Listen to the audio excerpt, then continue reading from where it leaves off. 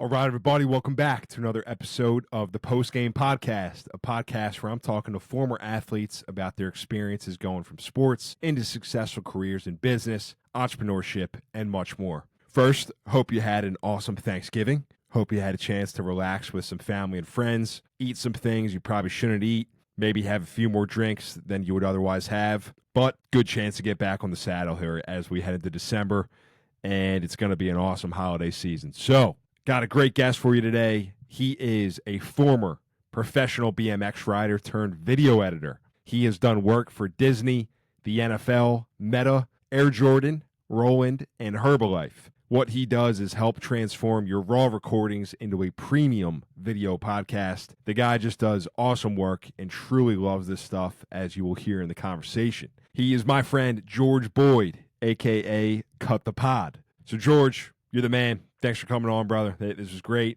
A little bit of what we talk about are George's early days as a BMX rider and how the calculated risk involved from that translated to taking more risk in his early career. We discuss starting his company, Cut the Pod. He talks a little bit about an impact that an early mentor had on him and the importance of having people like that in your life. Doing the simple things well. We talked about growing a brand while staying true to yourself. And then we also get into some podcast stuff, lighting, promotion, etc. So, George, you're the man. Pumped we finally got a chance to do this and just look forward to continuing to help each other out on this journey that we're on, wherever it's taking us. So, thanks again for tuning in. Really appreciate it. And I hope that you enjoy this conversation with George Boyd. Cool. Live here. All right. George Boyd. My friend George, how are you, man? Thanks for coming on, brother. Joe, happy to be here, man. Glad to finally be here. I've been watching them. I know you get the triple digits, and I'm ready to be a part of it. Thanks, man. Yeah, I'm like we've been like internet friends here through Twitter. I guess that's kind of how we first found each other, sort of. And then you're doing some great stuff, obviously, with Cut the Pod, and our worlds intertwined. So yeah, man, it's a pleasure. Sports, podcast, the whole thing. Yeah, it was bound to happen one way or another. There you go. Exactly. So, well, cool, man. I know we were just chatting, but this will be, you're the first BMX rider or Right.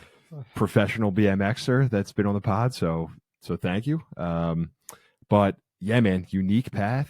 Like, would love to. We won't go all the way back to your childhood and kind of share everything, but BMX, man, that's like, it's just a unique path, I guess. So would love maybe just to hear about like your love for that growing up and then kind of the adventure that road took you on. I mean, yeah, every single thing. No pun intended. There you go. The ride of my life.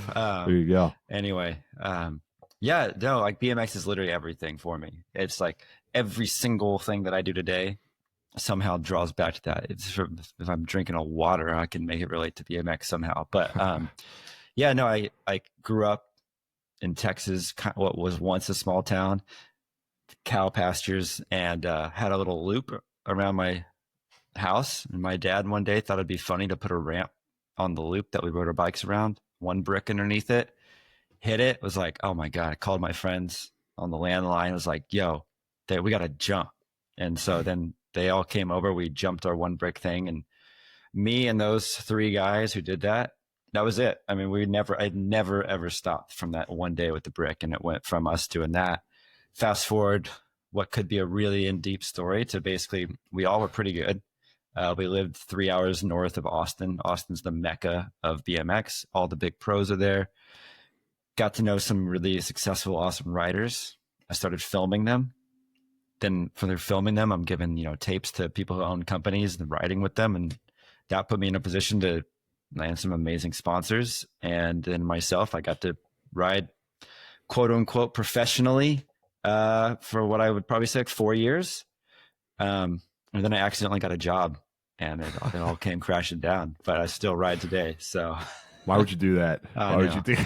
I know. It's sweet, man, because you got the chance to travel the world, right? Like, what does that even look like? Are we talking like X Games that you're competing in, or so there's like two like worlds in BMX. Same probably goes for skateboarding and snowboarding, even like all the extreme sports. There's like one is like the competition guys that those type of people usually like fall into a more traditional sports personality. And then there's like make videos. Everyone's seen like a skateboarding video part.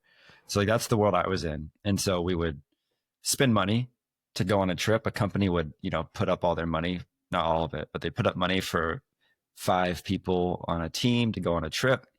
On that trip, there'd be, photographers from certain magazines traveling with you. There'd be a filmer filming that trip. Then from that, you make a DVD and build your video parts.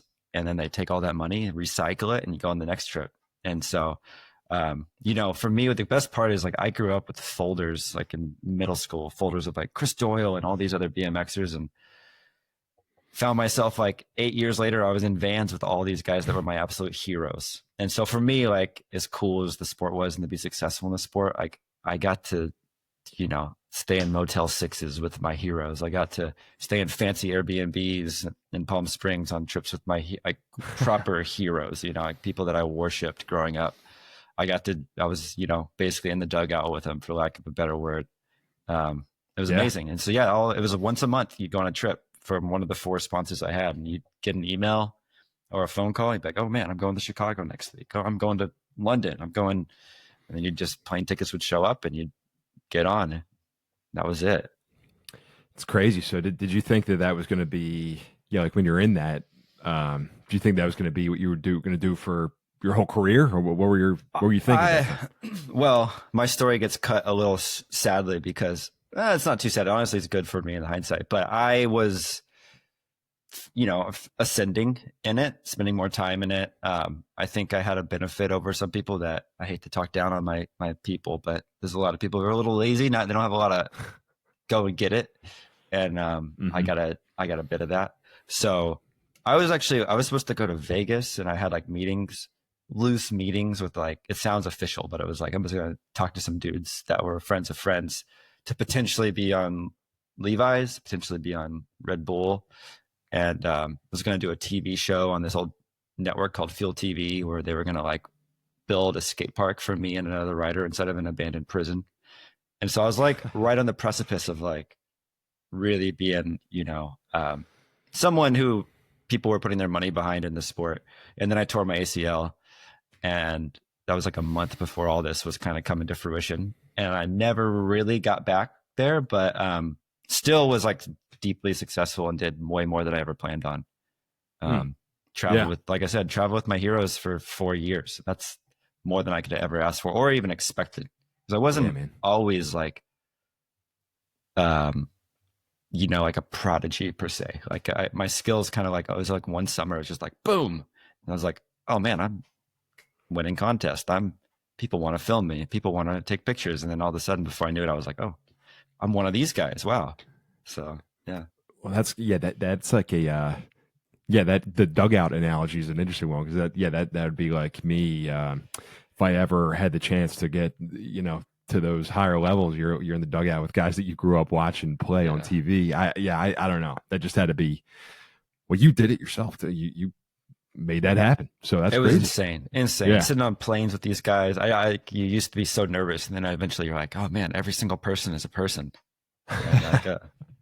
But it's funny how but that still works. There's people who just there's still a handful of people who you just could you get the jitters around or what do you so it was awesome. And I couldn't possibly ever get enough of it, but I got a job. It's awesome. So shoot. Yes. damn it. So the because so what happened? So you tear your ACL, and then did that kind of that kind of stopped the tore my ACL. Tore my ACL. I was filming, so like the whole time that I was the pro, I got into this because I was close to Austin and I could film. I had access to good writers, and my best friend was top 3 writer at one point, and he lived down the road. So me to go film Randy was like, if everyone wanted a piece of Randy, and he was my best bud. I rode with him 3 times a week, and so I was a filmer guy, but I went out there to film this team riding a big bowl, they call it, awesome ramp. And it was all done. I was like, oh, I'll get a run in before they turn the lights off.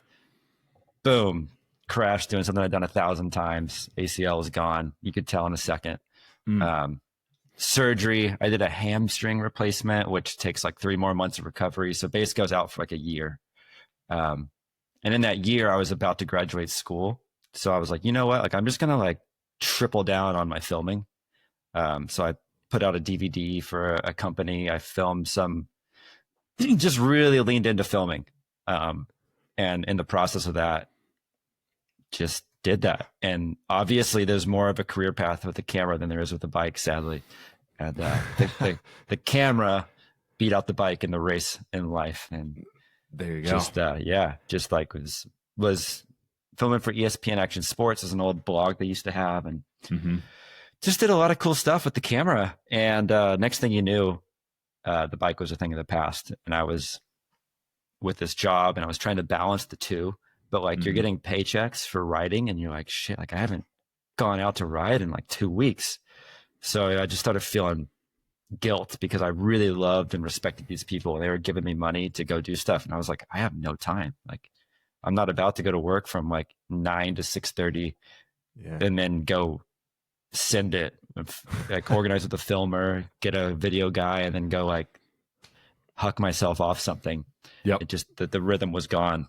So you grew up. So it looks like you well, that's what, and then I obviously want to talk about like kind of that first job, because I think you got it through Craigslist, right? Is just kind of how I researched, but I was, when I was like looking through some of the videos last night, I went down a rabbit hole of like BMX tricks and like these young kids like sending it off these ramps and doing, I think it was a 12-year-old doing like a triple backflip or something. I'm like, gosh, just a little bit of adrenaline there getting those going. But but cool, man. So you BMX, that chapter, not that it closed, but like it was moving on to other things, like, and all the stuff that you took from that, like the constant failure, what you're always just kind of trying different iterations of things. And that's the way that you have to figure it out, is like you have to fail and literally fall down off the bike. So kind of like, how did that maybe translate into this next thing or those first jobs? Honestly, it's like risk taking. That was the number one thing for me. Is like I was like in my blood to take risks, calculated risk, like I bet I could jump off these like 9 stairs, land on that rail, do a 180, land backwards on this little section and hop off at the curb. It's like, that same like mindset of like, I could probably do that. Kind of hit me. And I was visiting my sister. She was at UCLA. I was there for 2 weeks. I have family in LA. So it was common to go over there. And I had a degree, but I was still traveling a lot with writing, and was probably writing in LA. It's probably why I was there. And I was like, you know what? I'm just going to like see if there's an editing gig. I got on Craigslist, or this thing called, I forget what it was called at the time, but it was basically like summarize or synthesize Craigslist and pull out like creative jobs that were on there. So I got on there, found a job, 1 day editing job, just doing something with B-roll. I don't know. And then I just like applied, was at LAX, going home, got a phone call. This guy's like, hey, I watched your video. I saw your application. I'd love to work with you. And I was like, yeah, I'm like at the airport going home. It's like, sure thing. Yeah, I'll meet up with you on Thursday. Didn't think much of it. I flew home Tuesday, thought, damn, I should probably do that. I mean, it's an LA job. It was at someone's house. It's kind of weird. Flew back with a 1-way ticket, started working, went to this guy, met him at his house. Next thing you know, it's like, oh shit, I'm editing Disney footage. He was a vendor for Disney parks. So I'm like editing like really well shot B-roll at Disneyland, trying to like fill in some gaps for him. And he's like, you know what, you want to come back another day? I was like, sure. Work from another day. He's like, I'm going to be back next week. You want to work next week? I worked for that guy for 12 years. And we went from his guest bedroom to Disney's internal agency to leasing space from a really large branding agency in Hollywood to building our own like 3,000 square foot building, and going from a team of 2 to a team of probably flexing out to like 11 or 12. And I just got to be a part of that whole journey. Probably would have kept going, and then COVID threw an axe into the whole thing. But it was, that was how it happened. I mean, it was all so felt very organic, but it all comes from like, risk taking. Like I said, it was like, yeah, of course I, did the thing on the bikes, but it was that decision to, you know what, I'm going to buy a one-way ticket. And had I not been a BMXer, I probably wouldn't have done that, but I knew like you can get away with a lot. And I'm so used to flying. It wasn't a big deal to just buy a one-way ticket, Yeah. And so all that set me up to say yeah to something weird and give it a shot. Huh. It's pretty nuts, man. For whatever reason, I was just thinking because you were talking about the culture of BMX too, and how it gets like kind of maybe not a bad rap, but like it gets kind of that rap of dudes who are just kind of maybe just chilling and like they're not. Maybe it works out with skateboarding or the bike and everything like that, but maybe they're not a business mind or those types of things. But it seems like you maybe had a little bit of the mix of that. I don't know. Like, is there anything you think about when I say that? Because you had aspirations to do something different as well.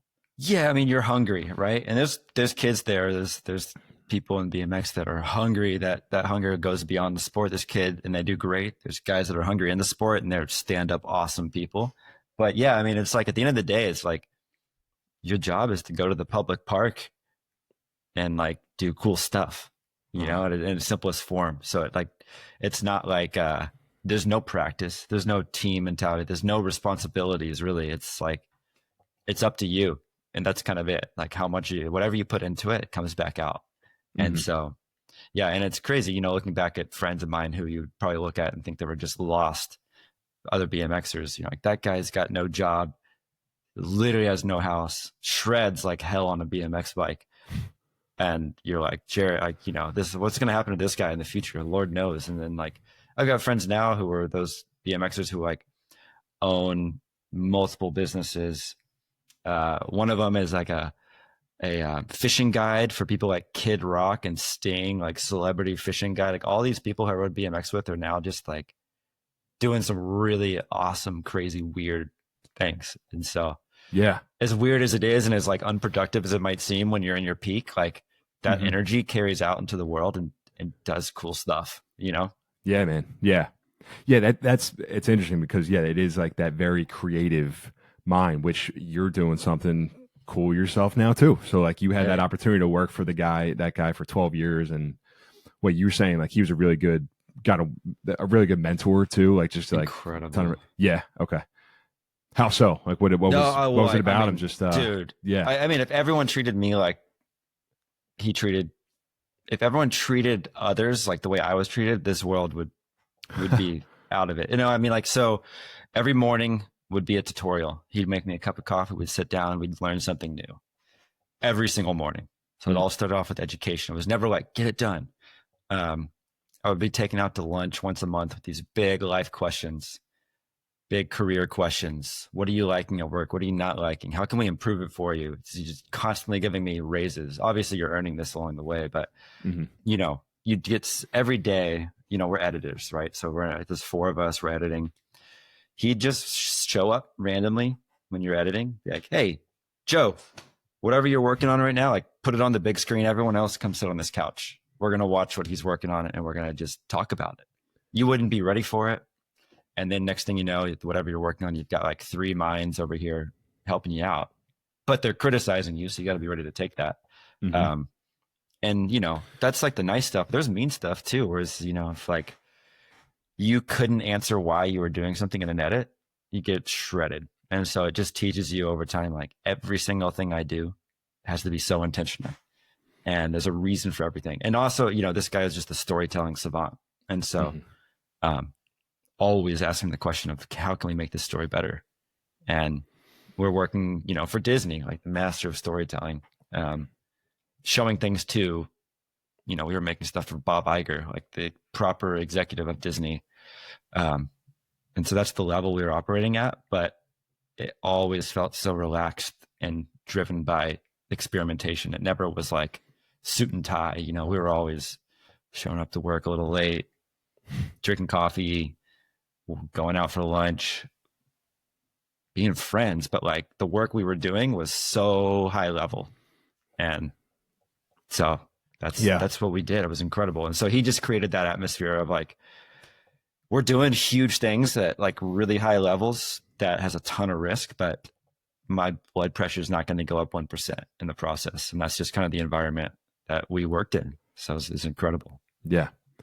Well, plus what you're saying too about like he would just be like, all right, let's go. Let's toss it up on the screen. And it's like that's when you're in the arena, so to speak. Yeah, they're like, all 100%. right, man, that's when you're like, you're doing something and you're learning every single day, man. That's and that's a good point about the intentionality, because that's what I think about too. I'm like, I have a checklist of shit I got to accomplish, and I'm looking through it, and even if I'm checking things off, I'm like, is this moving along what I'm trying to accomplish here? Of like what I'm actually trying to do. You can get those ticks in your head and you're just doing something. You're like, wait, why am I doing this? And if you really ask the why and then the why behind that why, and maybe the why behind that second why, you're like, I don't got to be doing this. This is not a big deal. For sure. So anyway, so it was COVID really that kind of launched you to start. Is that when Cut the Pod? No, began? not even. Or what was no? Honestly. Okay. So COVID hit. I was like it was freelance at the end of the day. So there was times that things were up and slow. And with all that fear of COVID, like work naturally was dying. Mm-hmm. And so I was like, I want to make more money. So I started after 11 years, like reaching out to my own clients, freelance clients. And when you brush shoulders with people at Disney, like we were at Disney, CNN, The Who, like all these amazing companies that you brush shoulder with people, like I had a great network. So I was like, hey, I'm trying to do some extra work. And at that point, like so much of LA, like internal studios were shut down. And I had a setup at home that was pretty rock solid.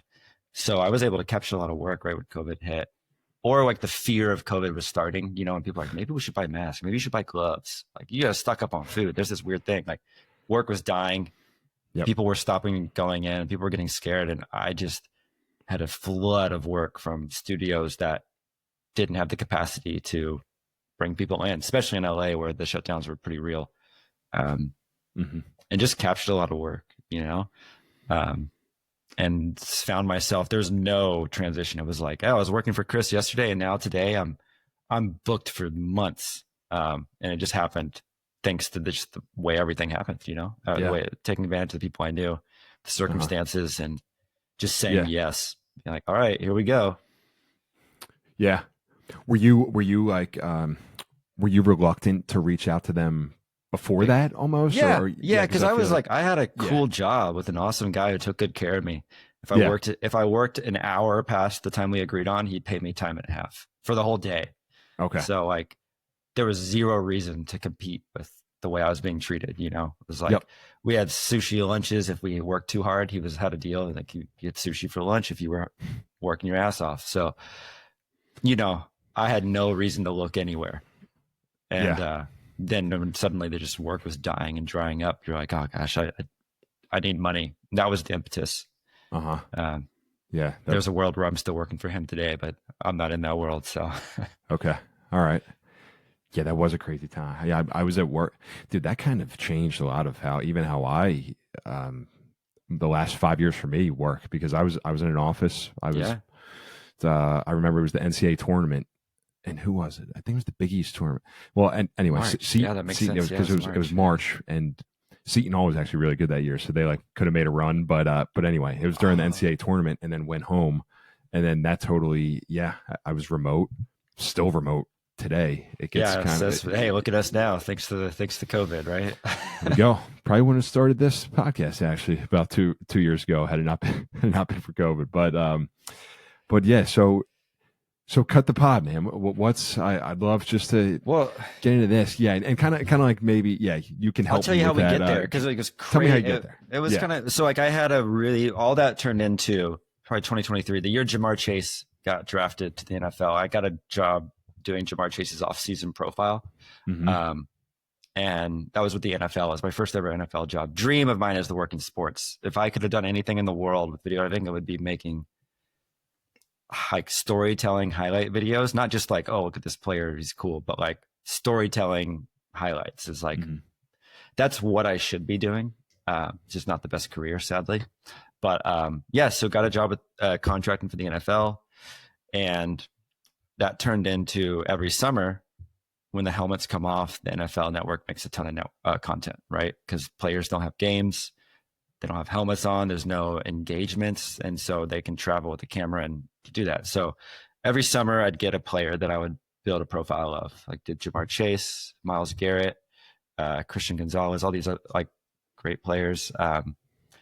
And then I did some stuff for some teams, which are the Broncos, the Eagles, and just started building this awesome repertoire of like content and a relationship with the NFL, which is incredible. But, and this is a big but, it killed me. I mean, just killed me. I loved it so much that I couldn't get away from it. I'd wake up at 2 with an idea, and I would get out of bed and start trying to do it. And so it was like I was my own worst enemy. The schedules were always really intense. I probably was doing jobs that needed 4 people as one, just because I was a bit of a control freak and wanted to control the narrative. Built a really good reputation with the NFL and was able to just like kind of build templates for stories for series they were doing, in a way, for lack of a better word, generalizing it a lot. But I basically broke down, just like worked myself to a frazzle. You know, I'd be 5 a.m. to midnight was normal on an NFL job, just because there was so much work to do. You'd be working with 6 camera shoots, all coming into my one computer, and I could handle it, and I built amazing stuff, but my mindset was just dying. Then I had a kid. I was like, shoot, you can't work an NFL job like this with a kid, you know? So I had to come to Jesus, and I wrote down every job I'd done over the past 10 years. I said, which of these jobs has predictable income? Which of these jobs did I not hate? And which of these jobs can I build a workflow or a system that is going to get rock solid and more efficient? And I can still leverage the people that I love working with, motion designers and composers and so forth. And I built a big chart, spent like a week just like kind of doing research on my own work. And I was like, you know what? Podcast that comes out on a schedule. Doesn't, because I don't have to wait for a marketing department to be like, yeah, let's do that video. We'll hire George. There's like zero predictability, you know. I had, my schedule was just peaks and valleys all the time. Podcast, you know, it's weekly or it's monthly or it's bi-weekly. That's amazing for me, because I now know when checks are coming in. I now know when work's coming in, and I can schedule a life like a regular job. And so that, combined with the fact that I don't need to be doing an NFL level story that's going to be on the NFL Network, where I'm going to just rack my brain, is it. So now I do that. I keep the NFL relationship, although they did just get bought by ESPN. So Lord knows if I'm coming back next year. But that leads me to where I am now, working on podcast majority with a occasional NFL job in the offseason. And you did some work with the Eagles, right? Didn't you do? I did, yeah. I did, I'm sorry, you mentioned that obviously, but there was a pretty cool video. I forget which one it was. 24 hours till kickoff. 24 hours till kickoff. And it was an amazing one, because it was like Jill Biden gave a pre-ceremony speech, and Meek Mill did a pre-game, you know, performance. So it's like, I'm working on footage for the Eagles with the first lady of the U.S. and Meek Mill, like raw footage of those people on my computer. It was nuts, you know. And plus the Eagles, my God, do they do just an amazing job. I got like a not handwritten, but like I got like a thank you note from the organization, like written to me.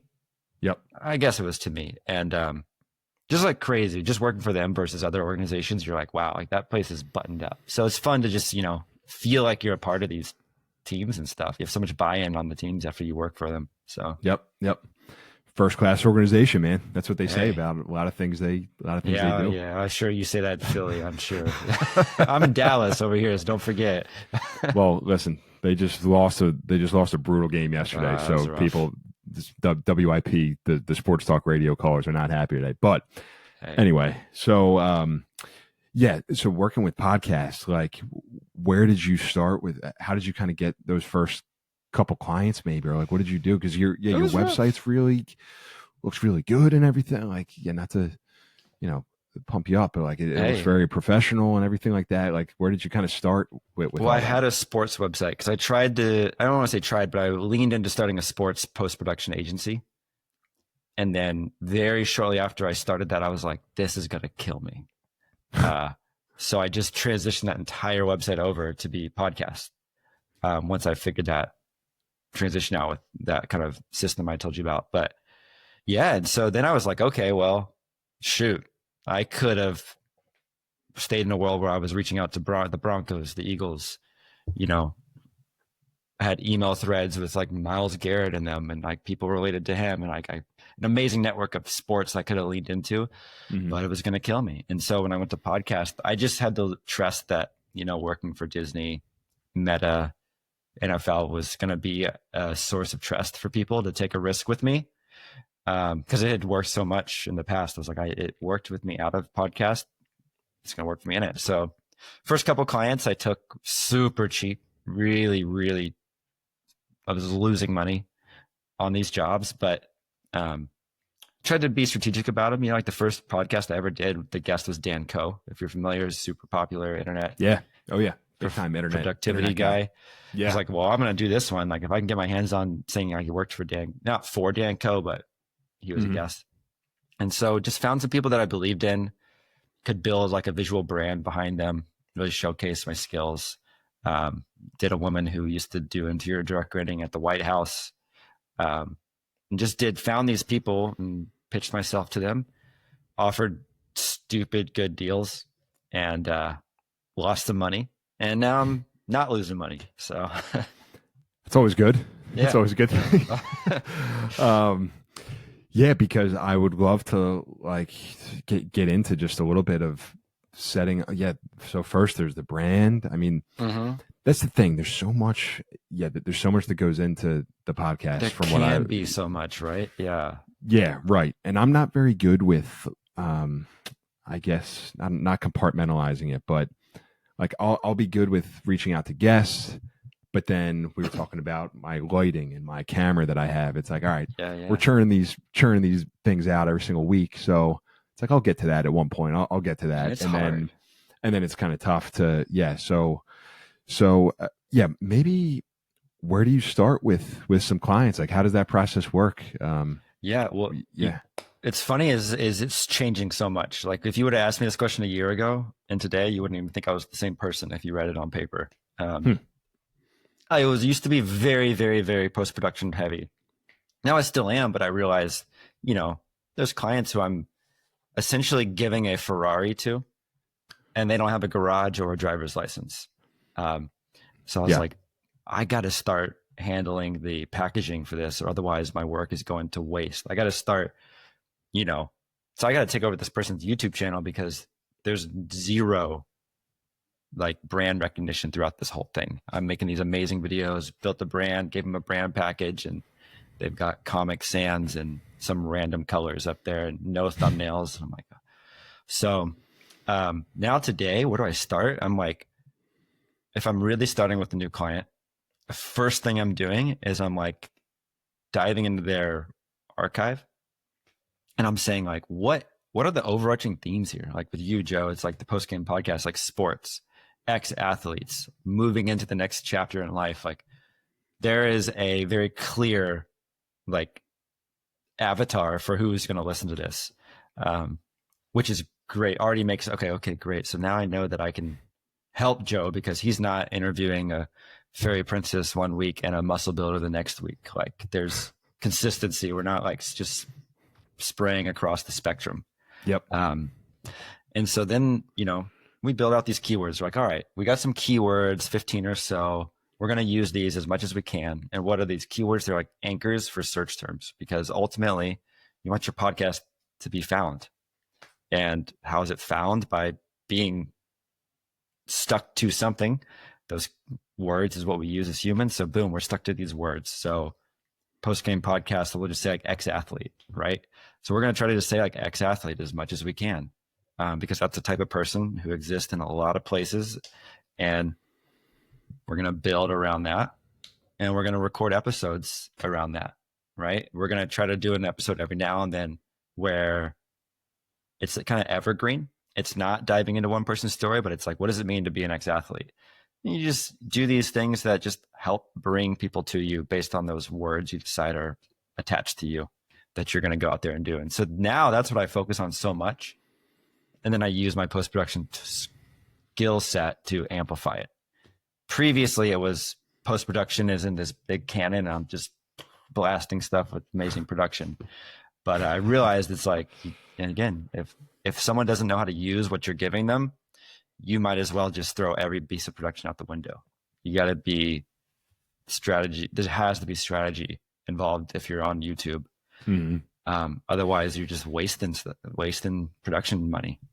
Yeah, because then it doesn't matter. Because if you're just blasting things out there and you don't have a defined audience, maybe, and you are talking about a million different things, I don't know, because that's like, my niche is ex-athletes, like former athletes, but I haven't really put together some kind of formula around, all right, here's my SEO. Like I'll mess with, that's something that I think I jotted down here, like kind of the intentionality with the message, like the quality of the content you're putting out there versus I'll be on Canva and I'll mess around with a thumbnail and then the thing will get 11 views. I'm like, I just spent all this time on this thing. and it just goes into a vacuum. So that was something I was just curious about. Like, what is the balance of all that? And I guess it obviously depends on the end goal, maybe, of what you want to accomplish and everything, but like the balance of that, pre-production, post-production, the message, like honestly, it's so much about who am I talking to and what am I trying to anchor them in with? And it's the words. It's SEO. It's very SEO focused at the end of the day. I mean, SEO is the easiest way to tell someone. At the end of the day, it's just like you have to make it so simple for someone to know what you're doing. And you probably have to pour water on what you think you're doing a little bit and get pretty simplified. Mm-hmm. Don't pour bleach on it, just a little bit of water, But it's so much goes into the pre-production, right? Like a year ago, I'd been like, dude, let's just make it look awesome. And now I'm like, hey, let's really think about why you're doing this podcast and who is listening to it. Let's look at your best performing episodes and let's see what search terms YouTube says are bringing people to that. And then we'll put all those words in a bucket and we're like, oh, those things kind of all exist in the same ballpark. We're going to just lean into that. And if something that I'm going to put out doesn't fit those search terms, trash it. And the result is the same practice that led someone to that one episode is now going to be there to lead someone to more episodes. And then, maybe you're talking about, maybe you just, all you do is talk about Philly championships. It's not all you do, but let's just say you're talking about Philly championships for an episode and you're like, oh my gosh, I dang near went viral talking about the Eagles, whatever. And then the next episode you talk about a Dubai cricket team. Like your traffic's going to fall off. But if you're like, you know what? Like, I have this cool episode on this cricket team in Dubai, but I got some more Philly stuff in the chamber.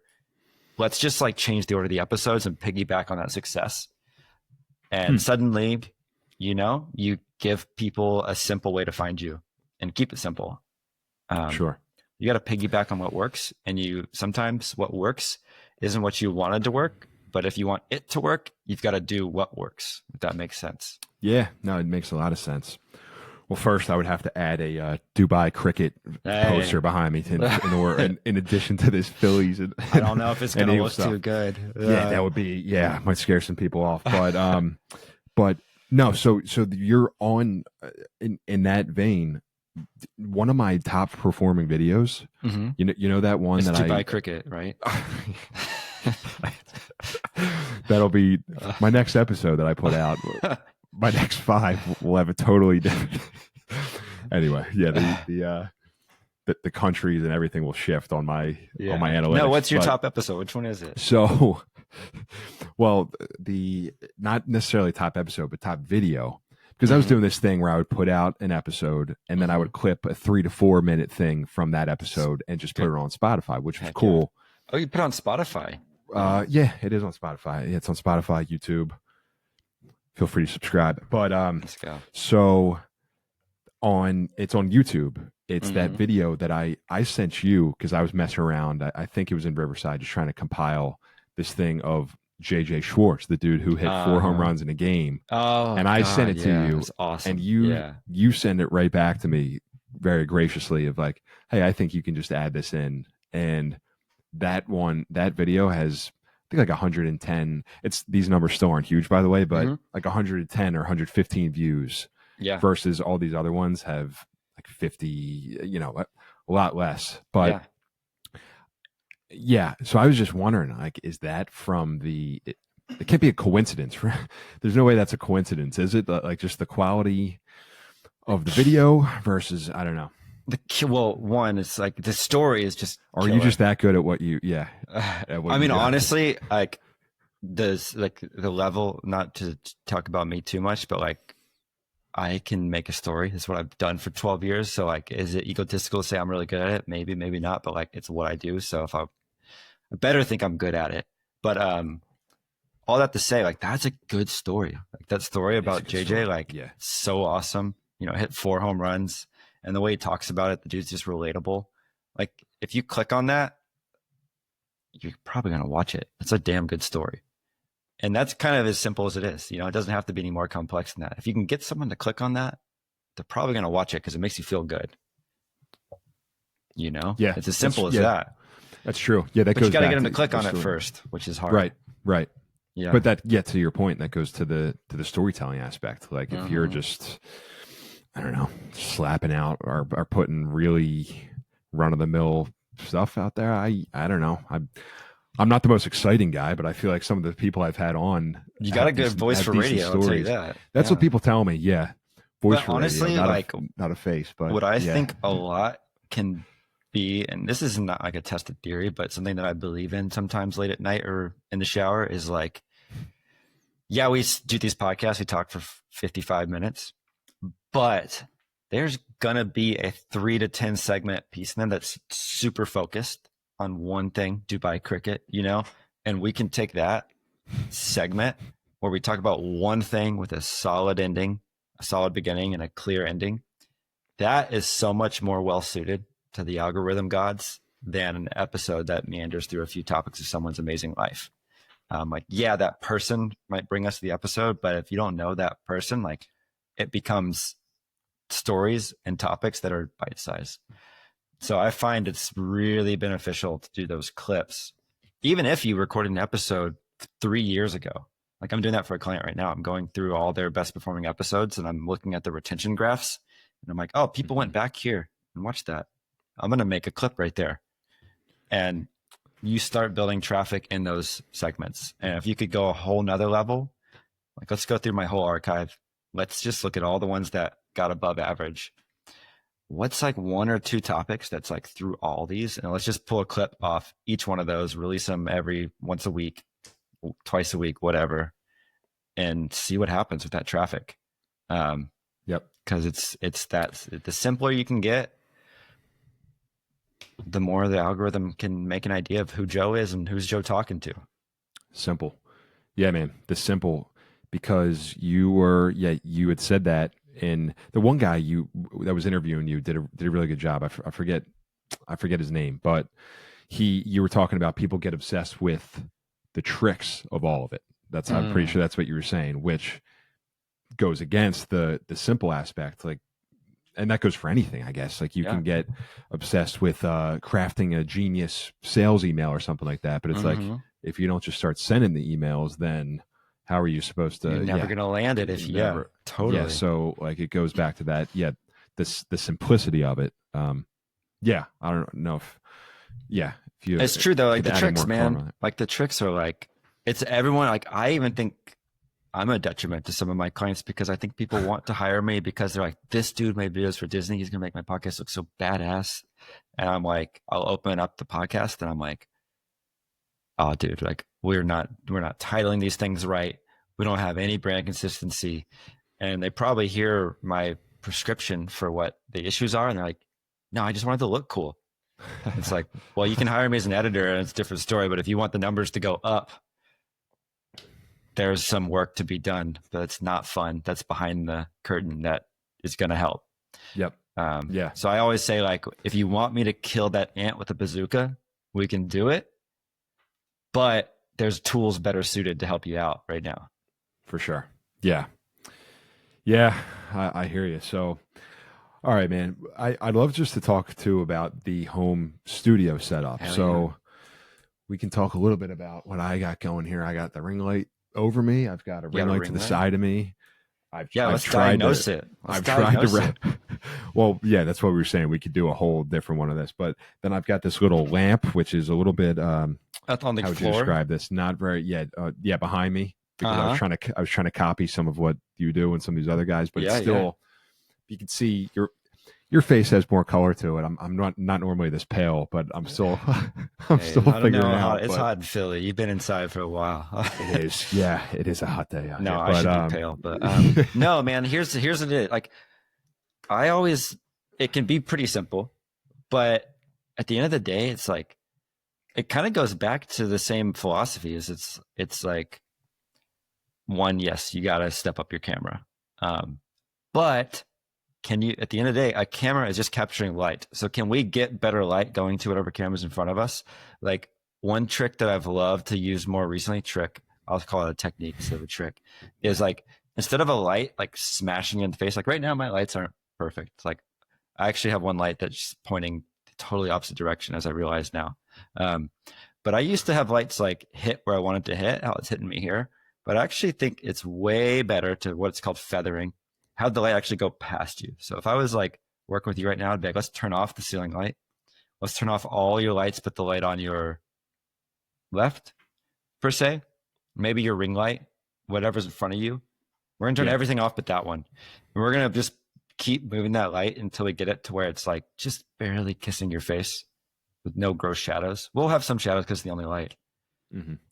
But not direct, but just what I call like kissing, feathering the edge of your face. So it's actually, you'll look at the light and you're like, it's like pointing over here. And it's like, that's the point. And then we'll bring in the other light. We'll turn it down way more than you probably think it should be turned down. And we'll fill in some of these shadows that we just built with that light. And then whatever's left is kind of like the fun stuff, right? So it's like your lamp behind you. Like right now it's way off to your right. Maybe it looks better if we put it directly behind you and it builds some separation. Maybe you got to find like your cardboard box from Amazon and lift that thing up so it's like close to your, just behind your shoulders to where you can't see it, but you have this kind of aura behind you a bit, you know? Or maybe you have some weird tube light that you bought on Amazon on a whim and you can turn it and have it like have this Eagles green or Phillies red, like hit all your images behind you. You know, there's like, once you get that foundation right in front of you, behind you, you can start having some fun. But again, like I had a client who I was like close to begging, like, you got to get a new camera, and they couldn't do it. So I was like, all right, let's just get great lighting. And their shot jumped 80% in quality, and we didn't change the camera at all. Now you bring a camera and new lighting in and boom, everyone's like, whoa, Joe just got $1 million. I don't know where he got it, but he's, you know, I don't know either. Yeah, that'd be nice. But yeah. Well, it's interesting because when we talked a while ago, I put it back because you may or may not recall this, but I had like a corner over there. And I remember you in the corner. It was just walls. I was over there, and then it was but then so now I'm actually not in that corner just because I don't know. I'm weird. I like to change things up every couple of months. But no, you're doing it a lot better now. Okay. As long as you're not talking to people from Dallas who can't look at Eagles stuff. Yeah, we don't invite Cowboys fans on anyway. Right. But aside from just Mavs fans. But there you go. Yeah, I guess Mavs fans, so the pre-Nico era. Yeah, that we'll digress, I guess. Yeah. But but I guess my point in asking that too, it is just like, the Dan Coe example. Mm-hmm. When you click on that, you're like, all right, this guy's got to have, even if what he's saying is BS, like at least he's got a pretty cool setup, and there's got to be some authority behind what he's saying. So that's what I feel like, it just builds the credibility to, even if you click on it, you're like, all right, this looks, And at the very least, this person took the time to make this look professional. Exactly. So they're making an effort towards that, versus me. Sometimes I have my lighting like coming through at my face. I'm like, this looks terrible. And the consistency is hard. Like it is hard. Yeah. It's like, I have clients who can't keep the lighting in the same, like I would be like, I don't care how janky it looks. Once you get it good, don't you dare change it. I don't care if you have to tiptoe in there with your breakfast and a coffee to like get back to your seat. Like, don't change it. Yeah.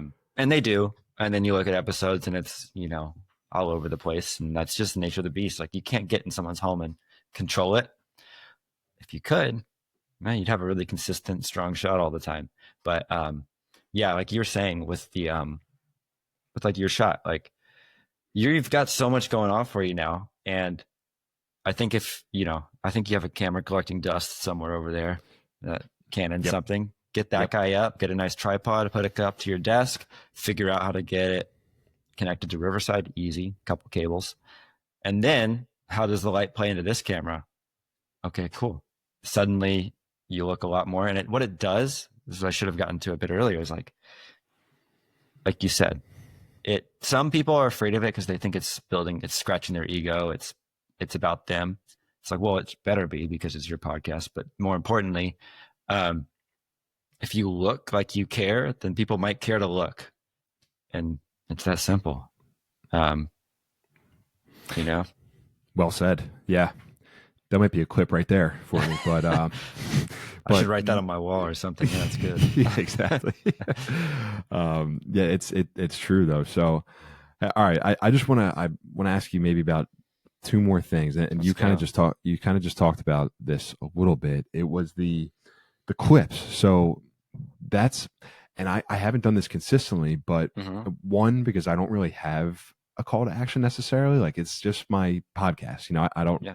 Yet I don't have a group or something that I can really drive somebody to. I mean, I guess actually, you know what? It's not really true. I started writing a newsletter so I could get people to sign up for. All right, so just talking about it, I think about that. But you talk about some of those clips and some of the shorts where you urge your clients to add some kind of call to action at the end of that. Can you just talk about that? I mean, please? Look, like, do you think you have a better chance of someone subscribing to your channel if you just hope they really like it and hit subscribe, or if you ask them? If you ask them, they have a better chance. It's that simple. I mean, if you do it in a dumb way, you might not work. But like, I would have I'm now trying to ask my clients to record little like call to actions, maybe to spend 8 seconds. Like, hey, if you really like hearing about these like former athletes, that's what I do. I reach out to them. Once a week, I bring on a new former athlete. If you like that and you want to help build the story of more former athletes for the world to see, like, subscribe to my channel. That's what I try to do. Versus, don't forget to hit that like, smash that like, like, that's not going to do you too good. Maybe it will if it's your audience. If you're appealing to Gen Z people with purple lights, you might kill it with that CTA. But the gist of that is, it's like, who's listening to you? How can you connect to them? People like former athletes. They don't want to hear me use new age lingo. They want to, dive deeper into the story. And then just throw it in there. Maybe throw it in around 1 or 2 minutes when someone's getting into it and they're committed. You got someone on the hook, boom. Joe shows up on my screen. He talks for 10 seconds. Maybe I kill it. I'm like, idiot, Joe. I don't want to do that. They weren't going to listen to your second episode anyway, probably. Right. So don't be afraid to ask, and don't ask in the same way everyone else does. Think about what's going to work for the people that listen to me. How am I going to convince someone to listen to more stories about former athletes? Yep. It's a good idea. I should really do that. Just record something quick. That made me. So I said 2 more things. It might be a few more things here. It's all right. I got plenty of time. All right. So that's something for me, because how do you keep that within your own like brand and personality? Because that's, for me, I got this podcast, but I am not going to be like an influencer. That's just something that I'm not going to, can't do it. So how do you maintain kind of your authentic personality a little bit, but also try to drive engagement? Here's what I got to say. Like, if you do it, Joe, you're not going to feel like the guy you're afraid to feel like. You're going to feel like yourself, but you got to fight the demon in your head, and it's there, and it's hard to fight it. It's going to win probably more often than it's not. But if you did that, it would feel like you did that. It wouldn't feel like you're, sold out, because you're going to do it in a way that's like got to make sense. If it makes you feel gross, like don't do it. But there's a way to do it that's not going to make you feel gross. You might have to think about it. You might realize, I'm just afraid of doing this because I don't want to be someone who does do that. And maybe you have to knock down that wall. But if you do it, it's going to be you doing it, and it's going to feel like you doing it. Unless you borrow someone's script that you wouldn't want to sound like anyway. Make it genuine, make it real. True. It's hard to do in the moment, and that sounds easy. Like if I had to do it for myself, Lord knows what I'd say. But if I had to do it for you, something along what I said a couple minutes ago is exactly what I would do. Yeah. There you go. Okay. You're right. Yeah, it's kind of like what, yeah. Gotta keep it, make it sound like it. To that note, like you were talking about clips, and clips aren't shorts, right? Like shorts are a different animal than a clip. Like a clip I call like 3 to 10 minutes. A short is vertical on YouTube Shorts. And it's like, I don't know.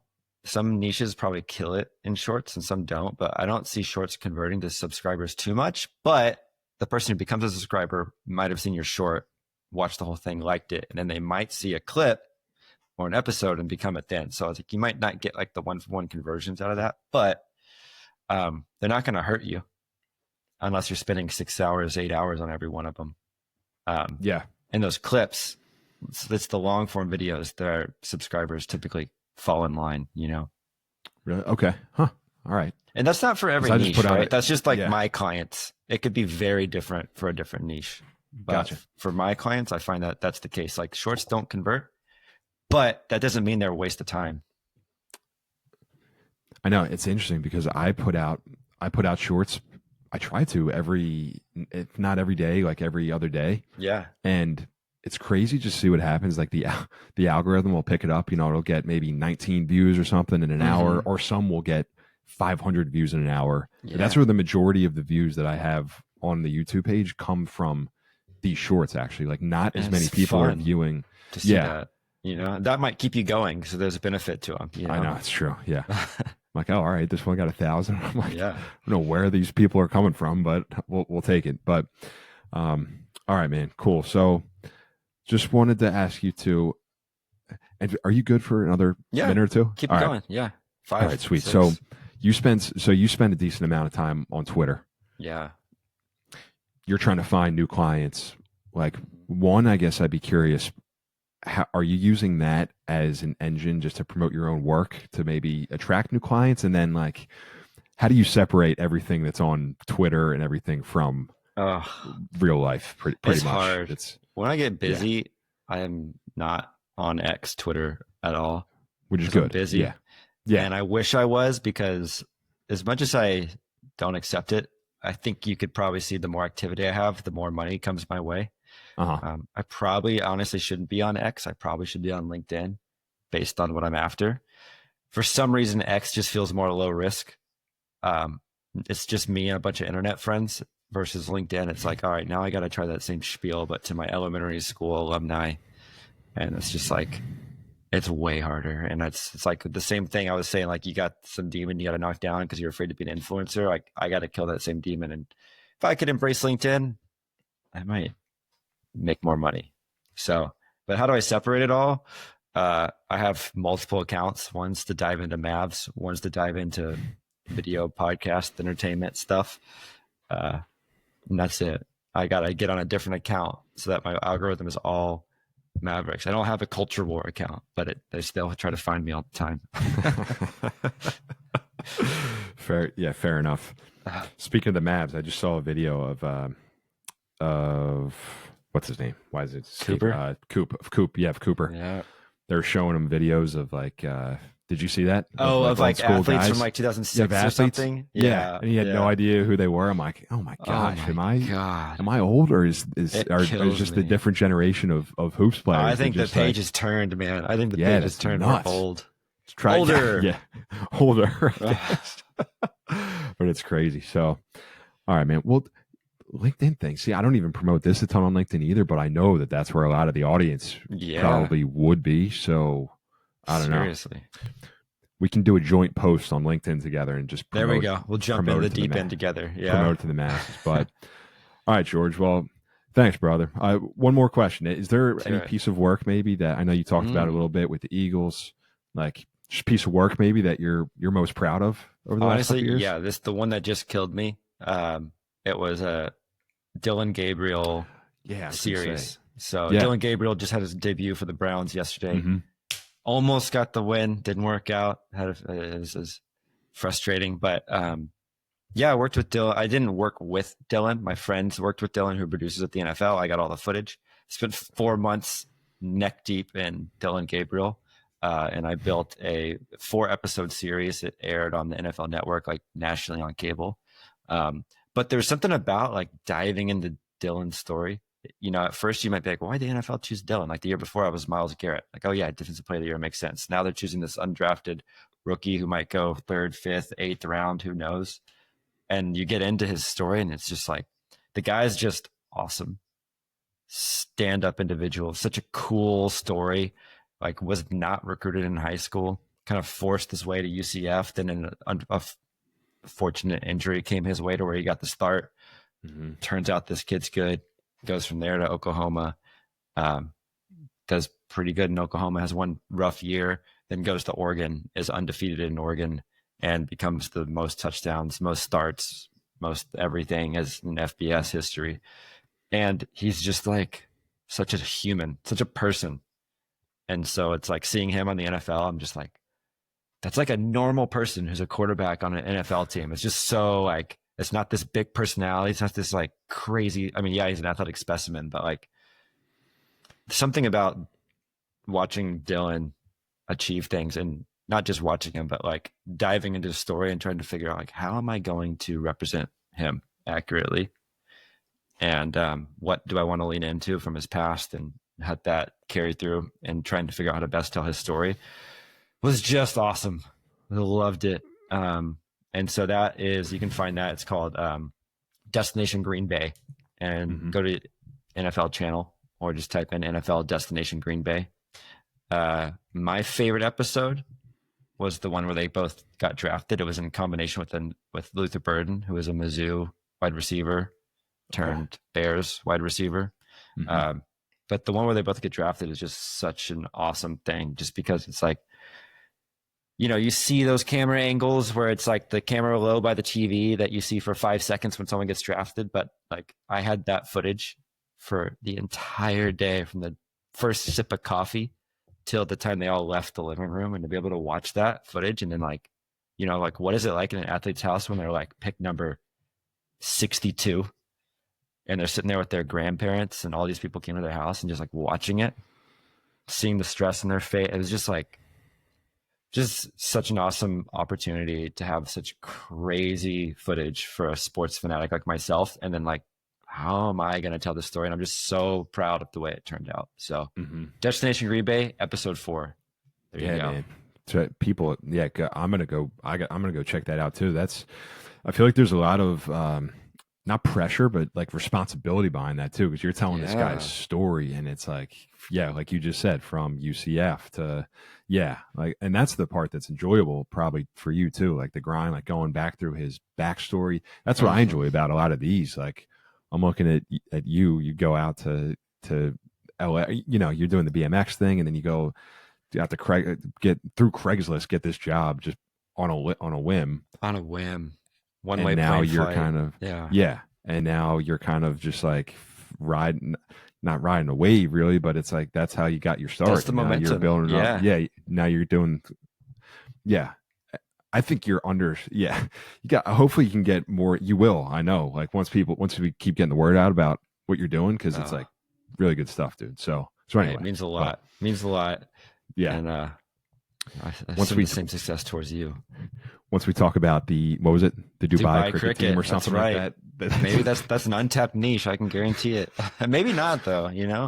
I know some guys that are big cricket fans. So hey. You might have some oil guys that tune in to there you do go. their algorithm. That's right. Come in here. Watch Joe's next episode. There you go. So all right, man. Well, thanks again, George, for doing this. Hey, I appreciate you thinking I'm worthy. Yes, sir. Thanks a lot. Yeah, this is great. So just a quick shout out to where people can find your stuff online would be great too. Cutthepod.com and Twitter, Cut the Pod. So if you can remember Cut the Pod, you're going to find me. Cut the Pod. Perfect. On the post game pod. If you're feeling like not hire me, but you want to see the sports stuff I worked on, my old dead website, which is still awesome, is GWB Creative. And you can see a lot of work with the Eagles, Broncos, Myles Garrett, Jamar Chase, and some soccer teams. So beautiful. All right, man. Well, go Mavs. I hope that all yeah. Next episode we'll talk about right. That. Give me a 4-hour platform. I can unleash the fire. There you go. All right, man. All right.